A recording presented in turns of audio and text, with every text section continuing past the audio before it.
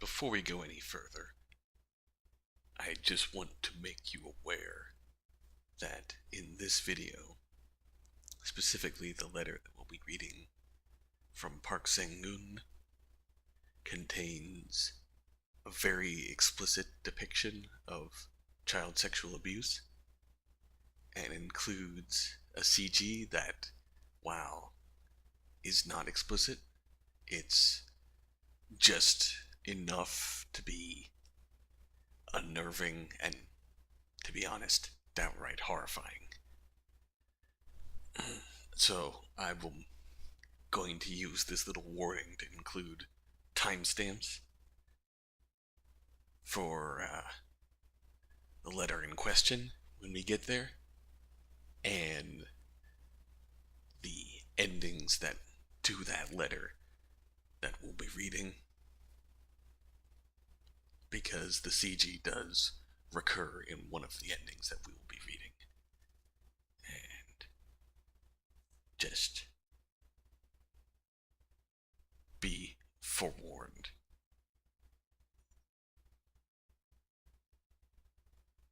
That in mind, let's continue on with today's batch of letters.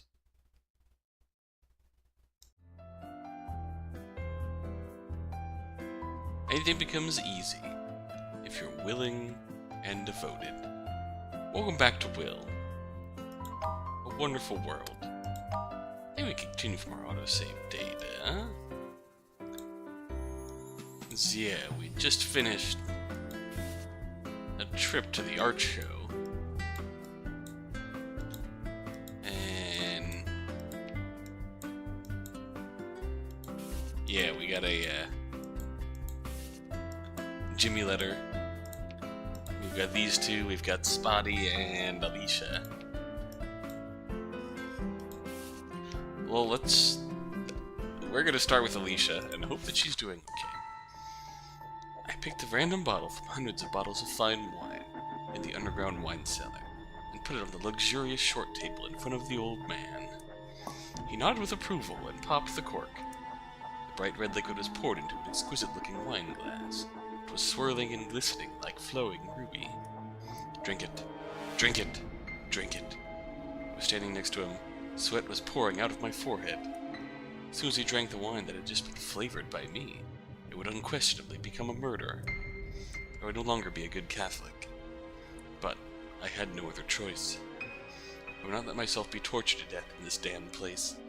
I especially would not let myself die without ever seeing Carlos again. He had killed so many innocent people. He had every reason to send him to his final judgment in front of the Heavenly Father.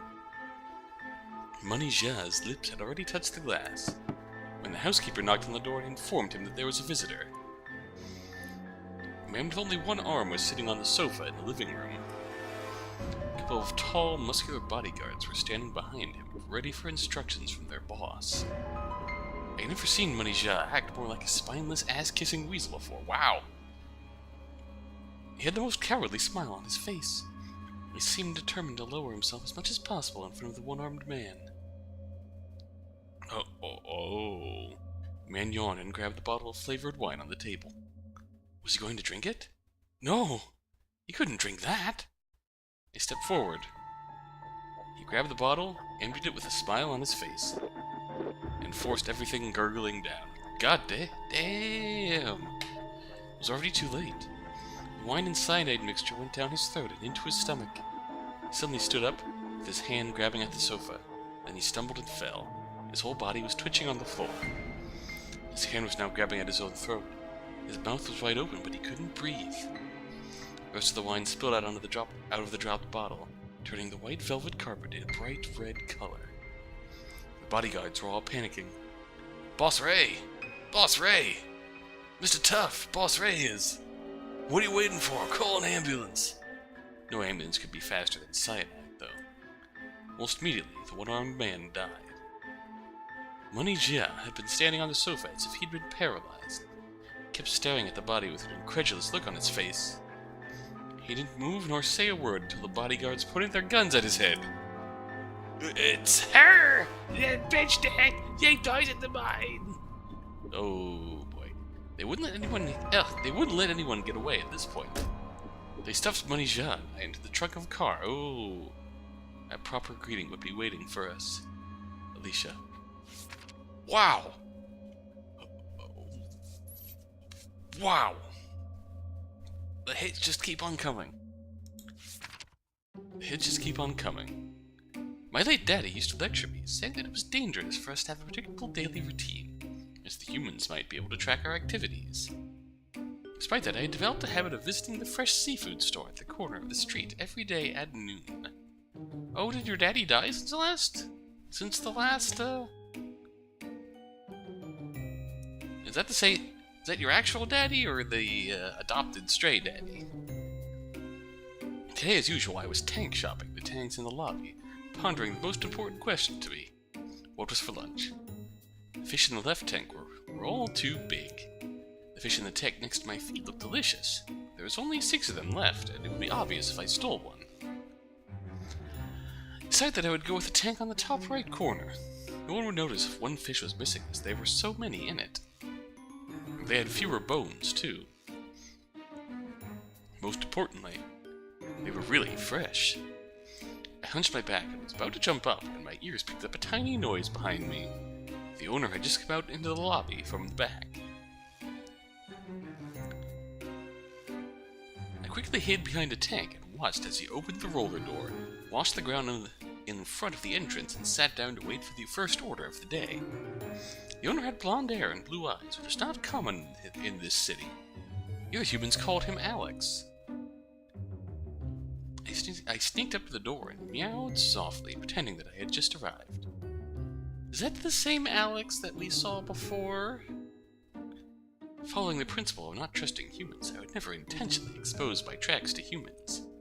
Still, sometimes I wondered if I needed to be careful, to be so careful around these humans, whose every move was always so predictable. Take this guy, for instance. I was sure he would not chase me off. Hey, here you are. Just wait there for a second. Oh, a couple of minutes later, he placed a glass in front of me and poured me half a glass of milk. Oh, it smelled so good. Milk is truly a cat's best friend. Then I realized I wouldn't be getting any fish today. I meowed at the owner with my cutest expression. I want a full glass. He scratched his chin, seemed to understand something, went to go and grab something from the cabinet. Then he put a few pieces of dried fish in front of me. Oh, that's... ew. After Daddy had passed away, I spent a whole month eating the dried fish that we had saved together. Ever since then, even the slightest sight of dried fish had been enough to make me sick. Ooh. He pet me on the head. In the end, as a stray cat, I did not have the luxury to be picky about food. Besides, as long as I got along with this human, I could come back often and steal more fresh fish. So I bent my neck and rubbed my head against his hand, pretending to be a docile little kitty, and meowed happily at him. For the record, I was not actually happy. Baka. I was licking the milk with my head down when a strong smell of alcohol almost choked me. What? Blech. Someone spat his phlegm into the nearest fish tank. Pheh. Here comes trouble. Oh shit. A man with black hair stood in front of the shop. A half-empty beer bottle was dangling from his hand, making a splashing sound. His eyes were wandering and unfocused. Oh no. I recognized him. He lived in the small house that was the highest one in the community in the hills. Both his wife and his son had blonde hair and blue eyes. They were much better looking than him. Yep. Although I had not seen them for a while, I heard that the wife had committed suicide. Oh shit! Spoilers! I fucking hope that's not spoilers for, Shit. The owner's eyes stayed fixated on his newspaper, but his hands were trembling. Well, as far as I knew, the relationship between the owner and the other guy's family had been complicated, to say the least. The black-haired man's blonde wife had often been seen hanging out with the owner in a very intimate way. Oh. Whenever the neighbors nearby saw them together, they would gossip about it. The owner was very concerned, but the woman didn't seem to care at all. Once I heard some humans chatting that the blonde woman had some kind of illness. What kind of illness would make people behave like that? Couldn't understand. The man had always been very nice to his wife, but the wife was a dragon lady. Not only did she have an affair, she would even beat up her husband in her what? Wait.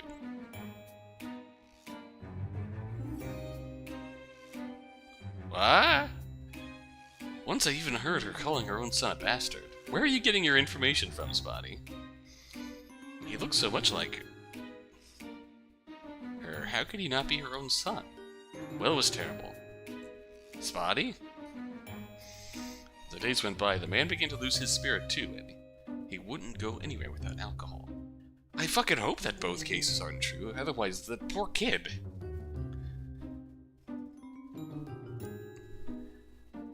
I really fucking hope that both sides of the story are not true. We have seen what his dad was like. I sure hope that this wasn't true, too. That's... what?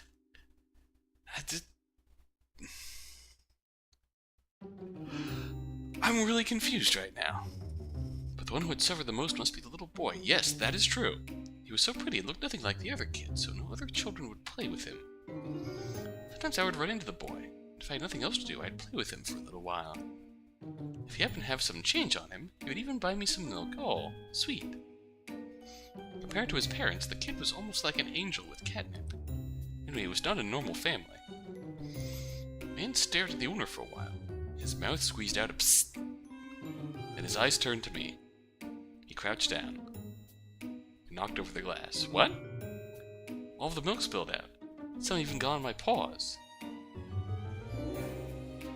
It wasn't the first time this had happened. The owner still didn't move at all, as if it had nothing to do with him. Damn you, stupid human! How dare you interrupt my meal? You wait here!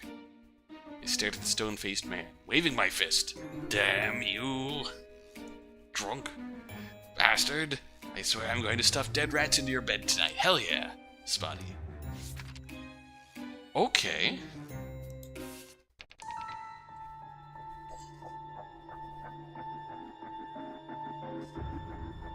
Okay, this seems relatively simple.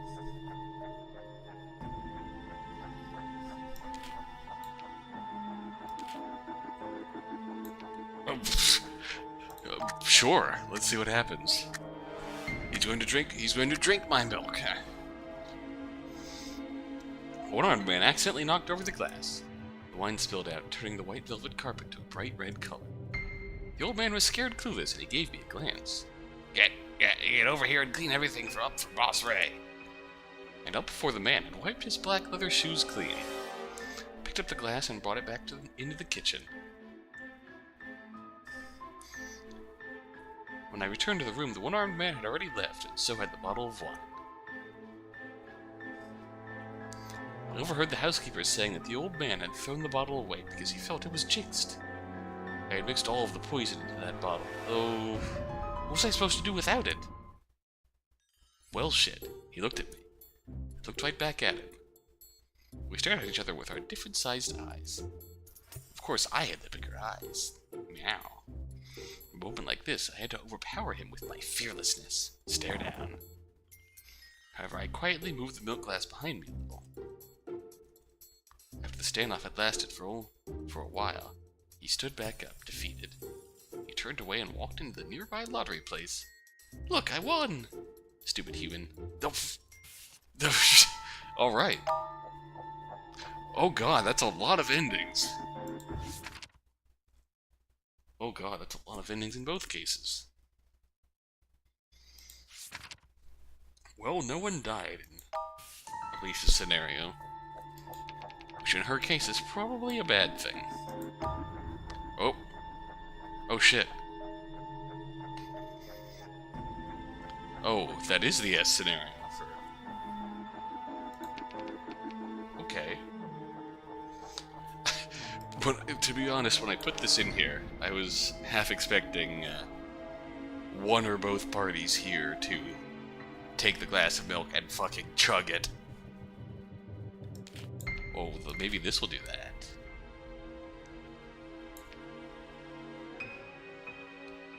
I don't know what that will do.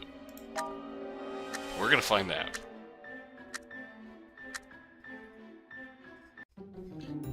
The yellow beer and white milk mixed together and turned into a disgusting color. How dare you, you lousy loser! That was my lunch! I stared at the stone-faced man, waving my fist.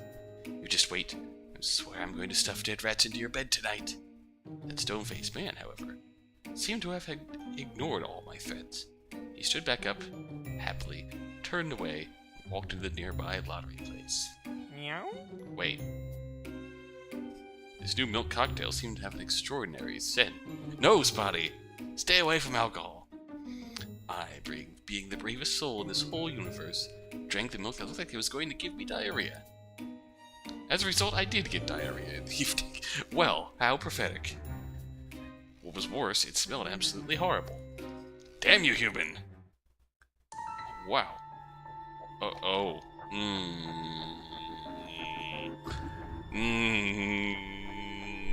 Regrets already.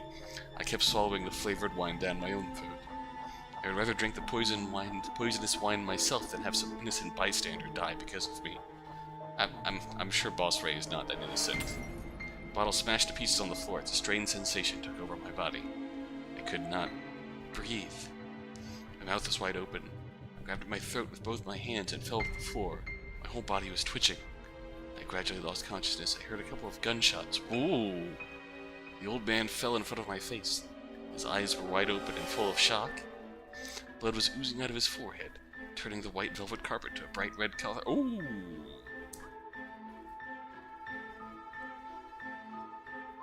In this case, we made Boss Ray think that Manisha was trying to poison him. Ha! Ha! Even though things had not gone as planned, I could die without regrets now. You dirty old monster. It would haunt you on your way to hell. Bad. Understandable.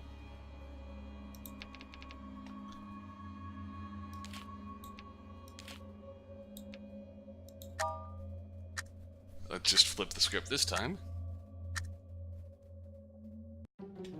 He put down the bottle. He then spoke to me in his drunken voice. I have won the lottery. I took another chug of the beer. I have won 1,000,000 won. I'm gonna get my son back. What? I looked at the spilled milk, feeling irritated. What the cat hell? Did it have anything to do with me? I waved my fist at the stone-faced man. You just wait. I swear I'm going to stuff dead rats into your bed tonight. Damn you, human! The one-armed man put down the wine glass and picked up the phone handed to him by a scar-faced henchman. It seemed that something more urgent had come up. The gang left the mansion immediately.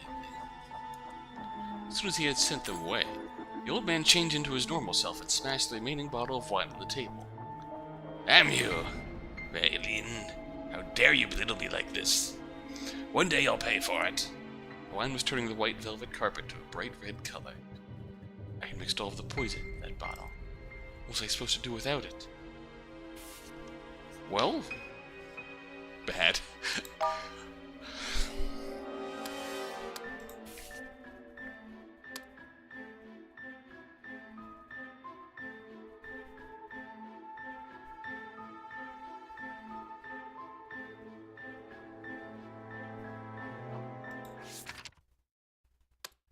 Oh, wow, lots of C endings.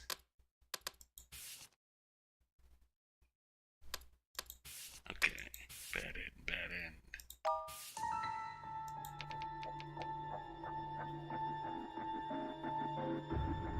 Okay, we did this.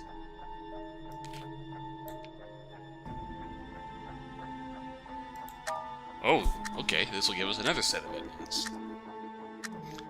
This is relatively simple. He put down the bottle.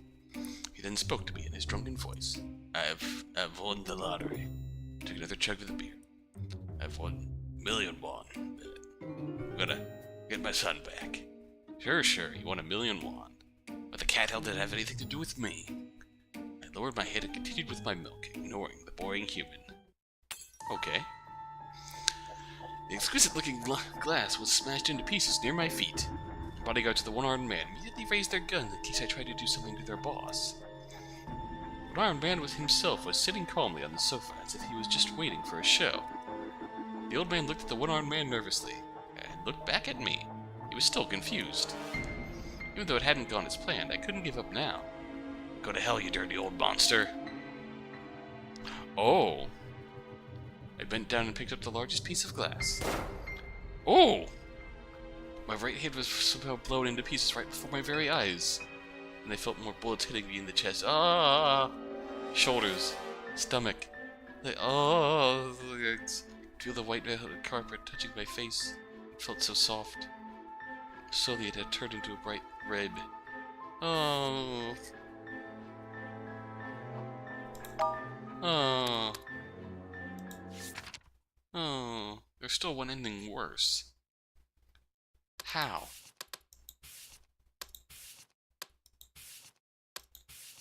Under the glass, forced everything down.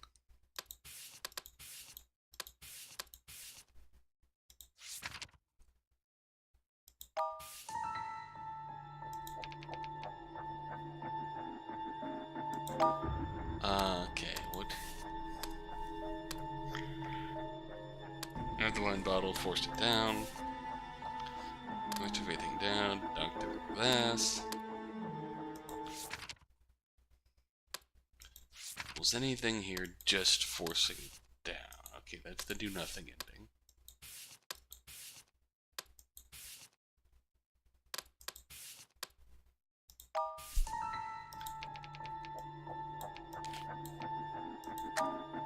Okay, that did not change Alicia's, but it's changed Spotty.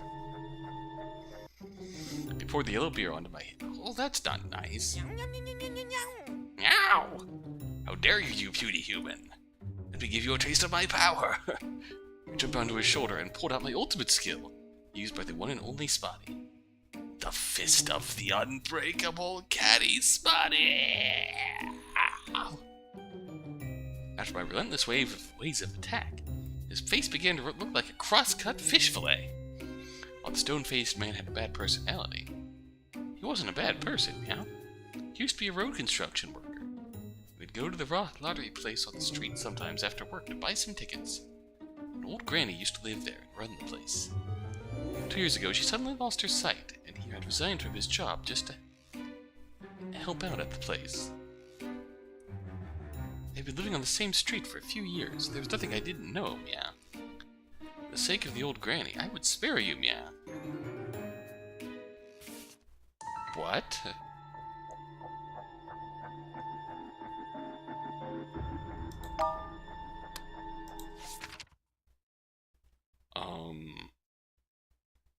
That was not the character development I expected, but sure.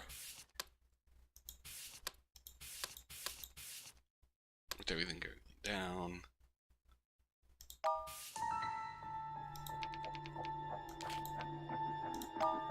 Nope.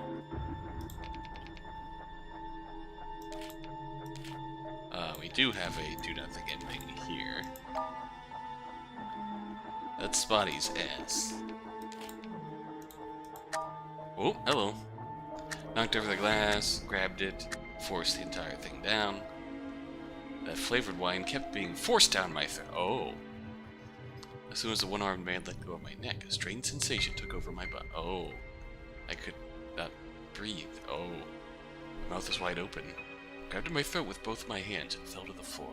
My whole body was twitching. I gradually lost consciousness. I heard a couple of gunshots. Oh. The old man fell in front of my face. His eyes were wide open and full of shock. Blood was oozing out of his forehead, turning the white velvet carpet to a bright red color. So this time, instead of willingly tasting wine, we were forced to? Ha! Ha!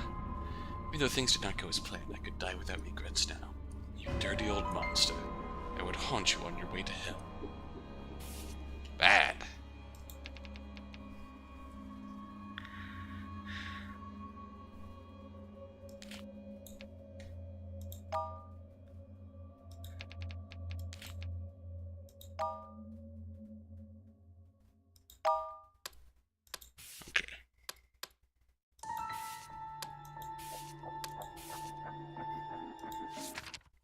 Which is the one that we can spare? Forced everything gurgling down. So, grabbed the bottle, knocked over the glass. Grabbed the bottle, knocked over the glass.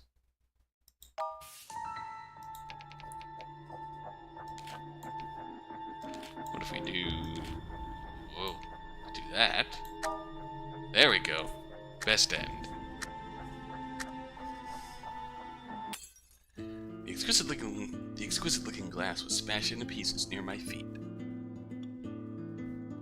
The one-armed man stared at me with a smile and emptied everything in the bottle onto the floor. Wine was turning the white velvet carpet to a bright red color. The red kept spreading, almost touching my feet. I wanted to step back, but I was paralyzed by his stare. I couldn't move my body even 1 inch. The old man came around after a little while. Did you poison the wine, you dirty bitch?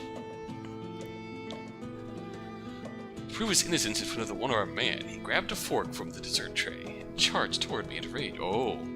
No! No! You were the one that should be dead. Not me, not now! I picked up the largest piece of glass from the floor and stabbed at the scumbag. He stabbed the fork into my shoulder. When I pushed the glass into his heart. Ah! The old man made a stifled sound, and he stared at me with death in his eyes. He probably had never imagined that one day he would die at the hands of one of his lab rats. I realized that nothing mattered now. I knew I wouldn't be able to survive today. Heavenly Father, forgive me.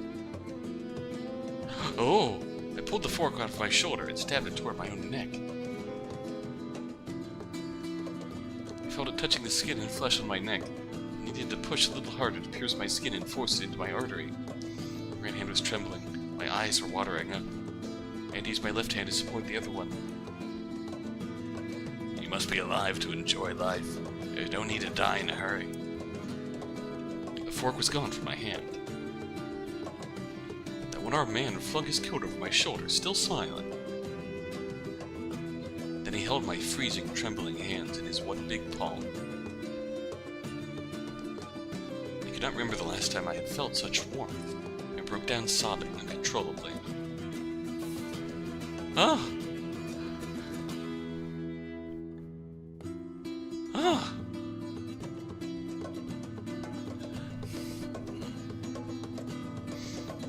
Okay. So to recap what happened in this ending that we changed, we knocked the glass out of the boss's hands. The boss realized what was up. Yeah. Realized what was up. Realized that we may have saved his ass. Or at least he took it that way. Emptied the bottle of wine on the floor. Old man tried to cover his ass. And accused Alicia of poisoning the wine. She did. Came at her. She fucking kills him. And then before she can kill herself, boss saved her. That's as good an ending as we're gonna get. I am okay with No that. puedo regresar. Oh. Woman with fiery hair. Oh man. We're halfway through the episode here. And we have... I guess we need to find out what happened to poor Park Sang-kun. Because yeah, Spotty's letter took place after his. My dad had a bad temper. He often hit my mom and me. Why did Spotty tell us the opposite? I mean, he is a fucking cat, but... What the fuck? One day I knocked him out with a bottle to help Mom. I thought he would beat me up once he woke up. I never expected that people from a mental hospital would show up at our door. These strangers were here to take me away. Mom was not at home. Oh. I could still hear the last word Dad ever said to me. Bastard. I was not ill. I was taken to the hospital because I was a bad child. However, everyone here would insist they were not ill. Besides, the male nurses here were all as strong as bears. They could lift me off the ground with a single hand. There was no way I could escape from here. I was put in a very small room, alone. There was a desk, a chair, and a simple bed. The sheets and blankets looked yellow and they were covered with stains. The walls were very dirty, too. Someone had written a lot of bad words in the corners. I would try to talk with the female nurses just to get through the day. Soon I realized that as long as I kept saying nice things about them, they would tell me anything I wanted to know. I had learned from them that the hospital was not too far away from my home. They said that the president of the hospital was a relative of someone important in the government. Oh. That was how the hospital had received a lot of government funding. The president had pocketed most of it for himself. Oh. What an asshole. Eat the rich. Eat the 1%. Fuck them. Fucking bastards. He also said that the president was rarely here. Of course he was. He's just fucking making money. And fucking off with his money. It's fucking jackass. Let me stuff that opinion back in my pocket. The person who was really in charge was the vice president, Dr. Lee Sun-yuk. Oh, I totally got those consonants backwards. Dr. Lee Yun-suk. And I probably butchered that pronunciation as a result. Dr. Lee was an expert in his field, and he always looked out for his employees. Oh, so he's okay. That's promising. If it weren't for him, the hospital would have closed down a long time ago. It was a Tuesday. I'd been here for 2 days, but I hadn't seen one doctor yet. If I could have Dr. Lee examine me, maybe he would know that I wasn't really ill and let me go home. Around dinner time, I was waiting for the tray to be put through the door when it opened. A tall, slim male nurse stood at the door and said he would take me to see the doctor. I had never seen him before. He probably worked in another building. I followed him downstairs, across the garden, and into another building.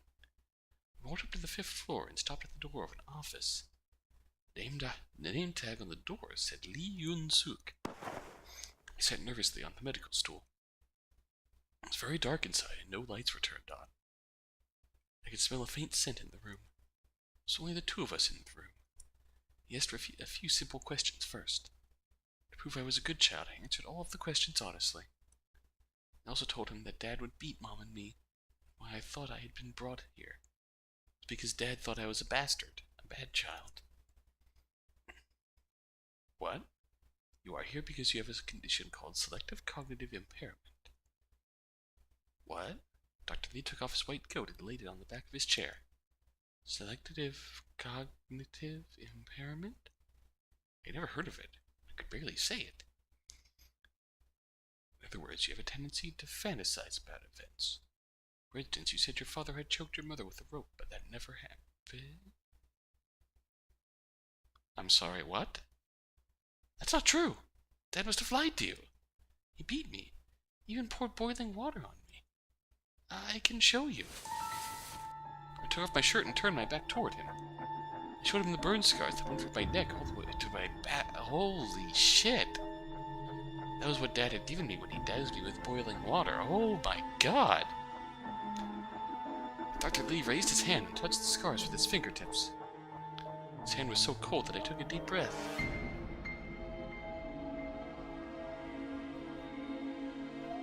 Was it actually his mother?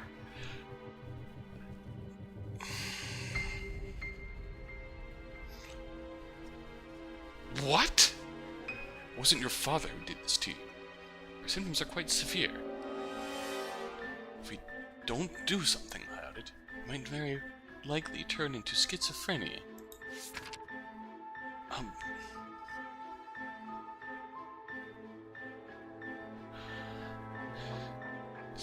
Hearing or seeing things others would perceive, but bodily harm to themselves.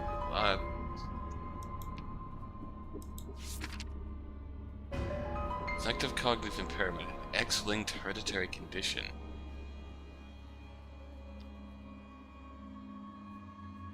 I turned around and saw Dr. Lee untying his tie. That would be an even worse condition. People with condition have to be tied down to their beds. They can't go outside, not even to the bathroom. Suddenly I don't know how good of a doctor. I'm Dr. Lee.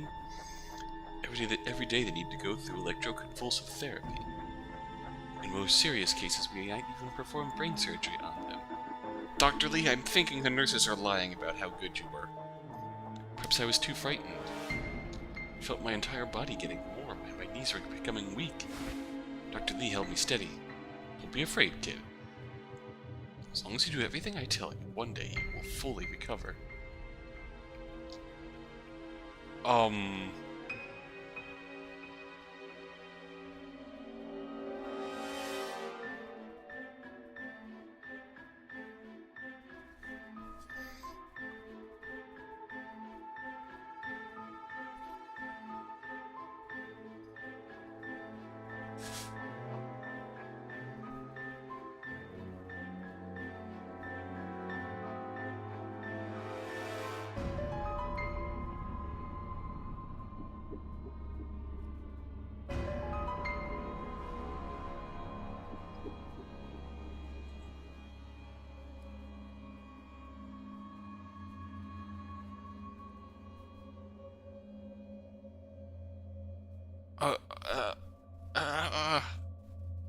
Money. Oh, God.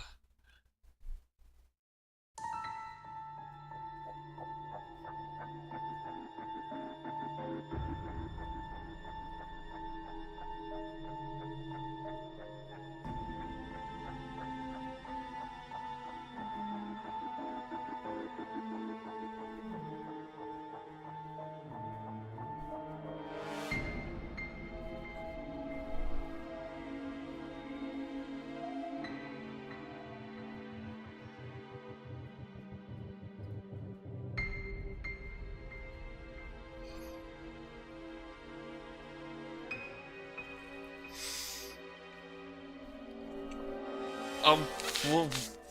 Whoa. I pushed the files on the desk away, then I felt something. A gun!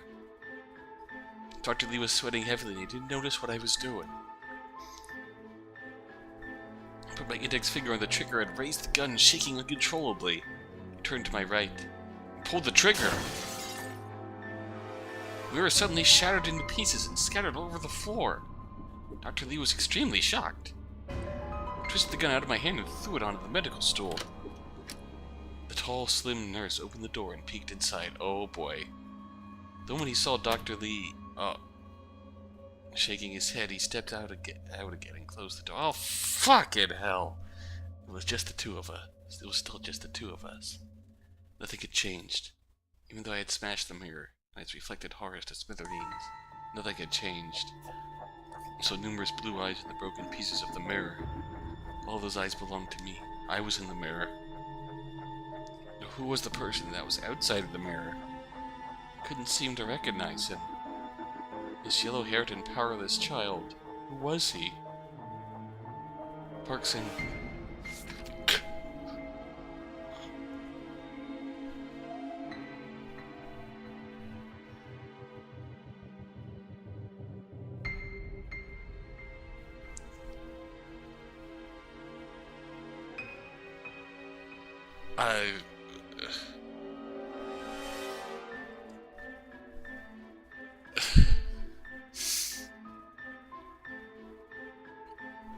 Oh my god.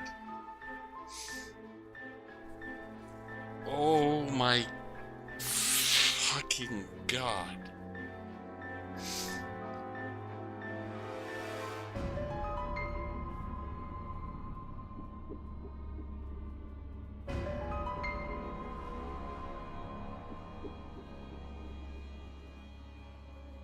I'm just kinda, oh,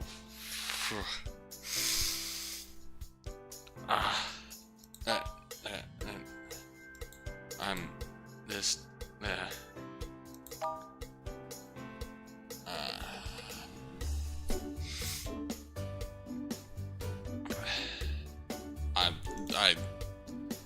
I'm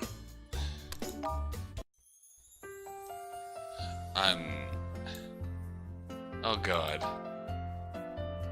Oh, he's fucking 12! 하나님, 나를 도와주세요. It's fucking...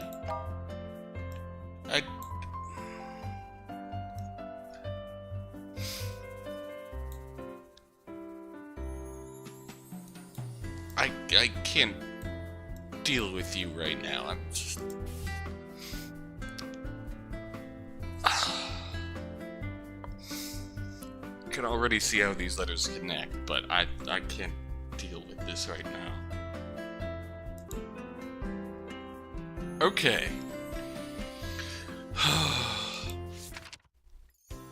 had finally seen a true marksman today. A custodian who loved soap operas so much that he would bawl his eyes out had averted Lieutenant Kang's crisis with just a toy gun. It was from such a distance. Forget about it being a toy gun. Even with a real gun, it would be incredibly hard to hit the temple of your target. If I had gone on that mission by myself, everything would have been over by now. I hadn't realized that I couldn't shoot a gun until I enrolled in the police academy. Every time I tried to aim, I couldn't calm down and concentrate. He's a hyperactive rookie. No matter how hard I trained, I couldn't improve my shooting performance. Bad. The academy even sent me to a specialized psychologist, although we didn't find anything wrong. Unsurprisingly, I got a 0 at my final shooting test. I became the laughingstock of the class. I got 100 in justice, though, so I passed with flying colors. If it weren't for my outstanding grades in the combat test convincing the academy to make an exception for me, I would probably still be wasting bullets in training. Guns must simply not agree with me. There couldn't be any other explanation. The custodian had gone back to the police station. All we needed to do was wait for the reinforcements from the station and clean up the mess. By the way, even though I wasn't good with them, I could still appreciate guns. I still thought that it would feel great if I could have one with me all the time. I was playing with a gun that I had just picked up off the ground. It must have belonged to one of these losers. Oh fuck. When I was feeling a little drunk with a power in my hand, a stranger walked out of the shadows behind the cargo container. It was a huge muscular man in his 40s or 50s. He was wounded. Both a tattoo on his bald head and the scars at the corners of his eyes were telling me that he would not be afraid of a fight. Oh. I held the gun steady and pointed at him, when Lieutenant Kang casually said, "He's one of us." Lieutenant Kang was sitting on top of some passed-out lackey in a pink striped shirt. He was holding half of a cigarette in his hand, and he had just exhaled a puff of murky white smoke. I was shocked. This person didn't look like a police officer at all. Well, I suppose they were all birds of a feather. Unit 4 must have plenty of weirdos like them. I lowered the gun, stood straight, and gave him a salute. "Sir, I'm Chang Young-min. I was just assigned to Unit 4 a week ago. It's a pleasure to meet you." "Pleasure to meet you, too." It wasn't the hulking officer who responded. What? Oh. It wasn't the hulking officer who had responded. It was Choi Yo-han, who was standing behind him with a gun pushed up against his head. "Did you all think it was fucking over?" "Yeah, I did." He held his gun against the officer's temple, rubbing his own bruised head with the other hand. Crap! I had somehow forgotten that he had only been shot by a toy gun. You fucking moron. How could I have made such an idiotic mistake again? Lieutenant Kang slowly stood up too. The cigarette was still burning, but he had no interest in smoking it again. Now those are the kind of looks I like. Kid, raise your gun. Huh? I wasn't sure what trick he was trying to play, but I involuntarily held onto it more firmly. I'm giving you two choices, your lieutenant or this meathead here. Use your gun to make your pick. Put a bullet in his head, and then we are done. Don't play any tricks on me. What? Must have heard it wrong. I've never been trained for this scenario back at the academy.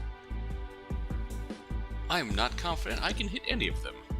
Choi Yo-han chuckled. Oh, also, I'm the kind of person who doesn't have too much patience, so I'll give you 5 seconds. How about that? Let's begin the countdown. 5! So they raised the gun. While my arms suddenly felt like they had been filled with lead. On one side it was the senior officer whom I had just met. On the other side it was Lieutenant Kang. Both who are uncomfortably attractive in their own ways. What kind of sick joke was this? I must calm down and think. Must be some other way. They only had 5 seconds. 4. Lieutenant Kang was standing to my right. The cigarette in his hand had already burnt out. He was standing there completely motionless, like a statue. Our eyes met in midair, but time kept flowing. My hands were shaking. 3. I pointed my gun at Cho Yo-han. Tried my best to aim at his forehead. Could I make the shot? 2. The officer looked at me calmly. He seemed to be telling me with his eyes, I trust you, but I couldn't trust myself. 1. Huge drops of sweat were rolling down my face. No, I couldn't make it. I gave up.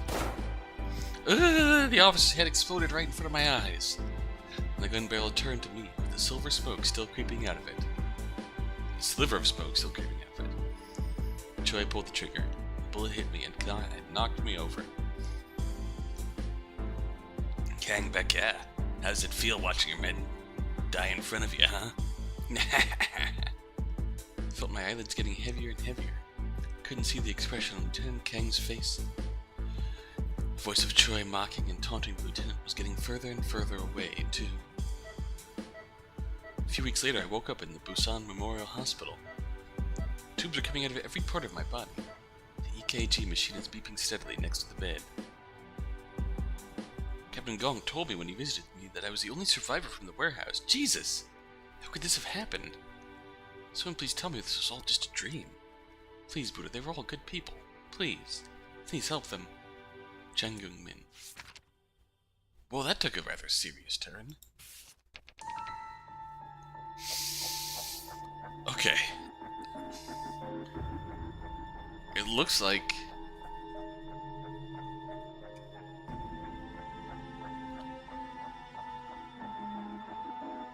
Oh.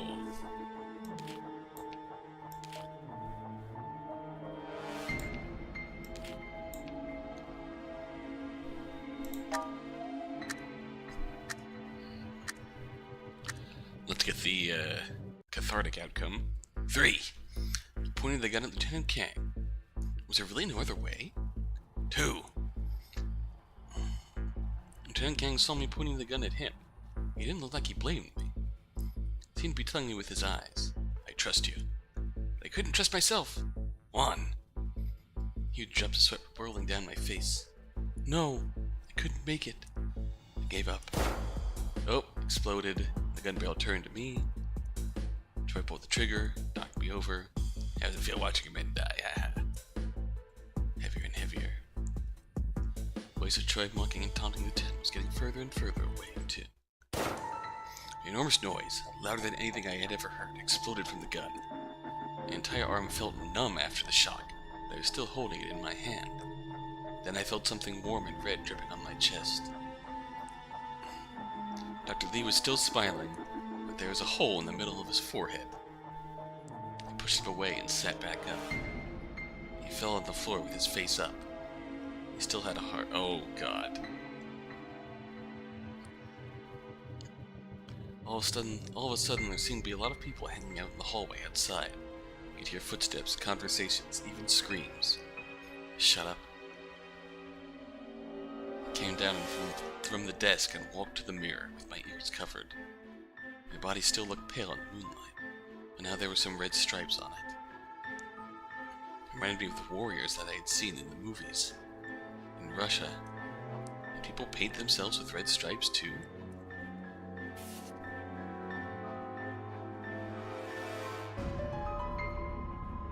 That's still concerning. I don't know if there are any good endings in that outcome. Okay, there are only 3 endings here. There are lots of bad endings. For Chang Gung-min.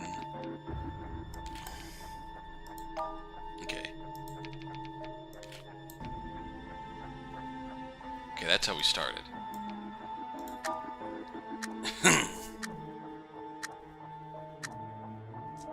Okay, how was that gonna change? 3. I pointed my gun at Choi Johan.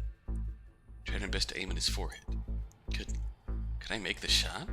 My hands were shaking like never before. Reminded me of the only time that I'd ever hit inside the target.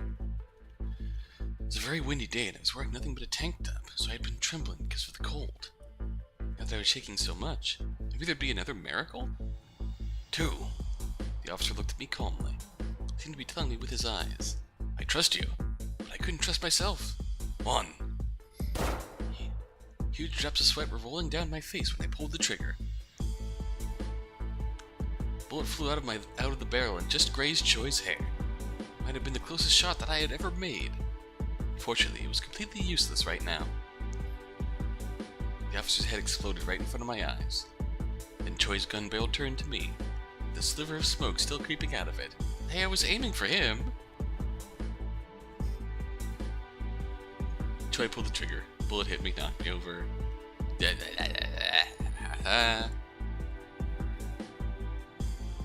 tying his turn. Further away too, and that's about. Oh, Jesus. I killed him, I would become a murderer. He deserves to die. Where would I be able to run if I became a murderer? He deserves to fucking die. I put down the gun.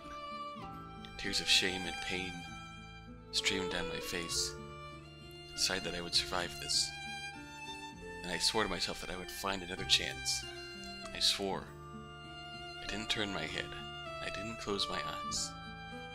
I wanted to burn his evil face into my memory, along with the man who sold me out for money. What you have done to me. One day I will pay you back, plus extra.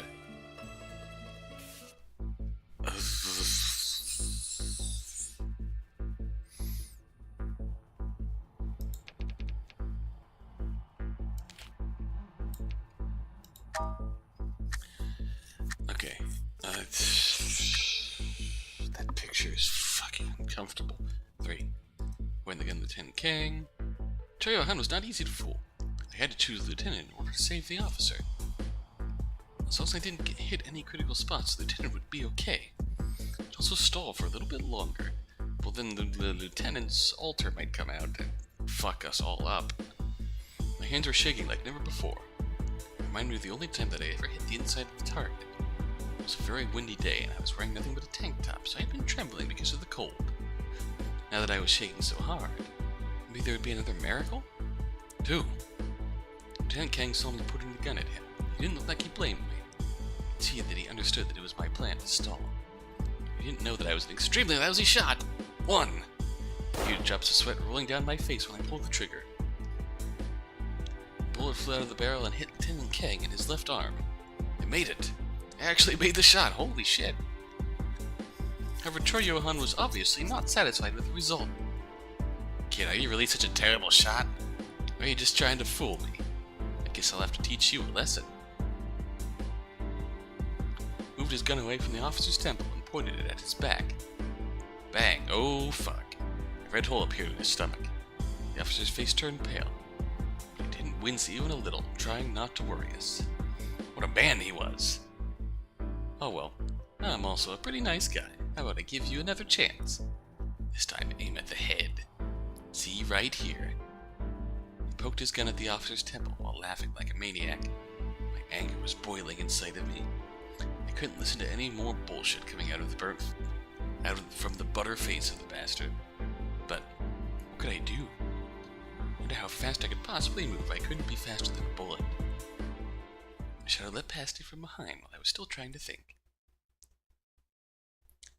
A splash of blood spilled to the floor, inside of my shadow that was cast by the dim lights. A gun was sticking out of Choi Johan's mouth. Well, it was barely a mouth anymore. Blech. Choi's body was falling to the ground at the same speed as my vomit. Whoa! Lieutenant Kang took the gun out of Choi's hand. There was no warmth in his eyes, and he looked like someone else completely. The will to kill was radiating from him.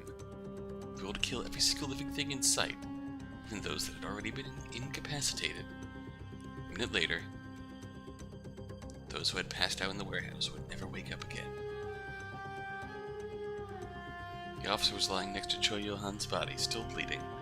I couldn't tell if he was still breathing. Lieutenant Kang's eyes then turned to the only remaining person alive in the warehouse. He looked into my eyes, then he raised his gun. Boop!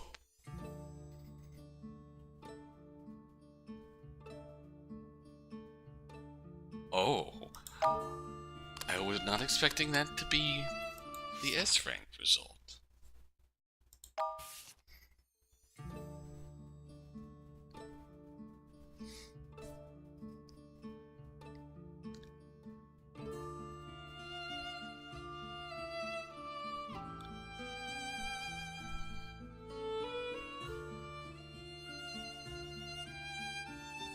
Yeah, I was not expecting that to be the S-rank result.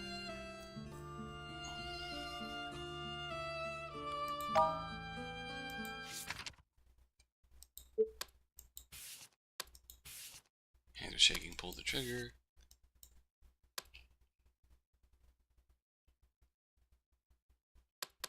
That was the default ending.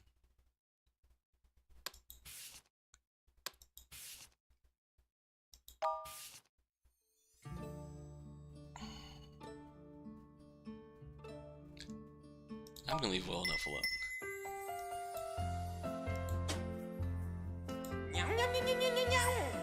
Oh boy.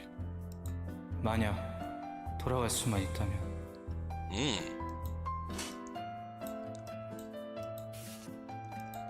I am actually interested in this outcome. I'm not gonna lie.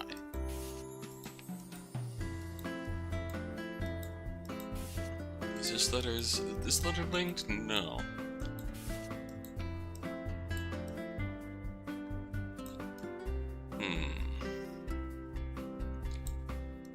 I am actually interested in the outcome.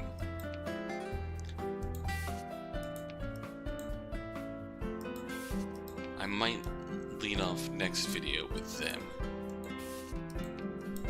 Then we have Alicia, and then need to catch up with fucking Jimmy. So we'll deal with that next time. Until then.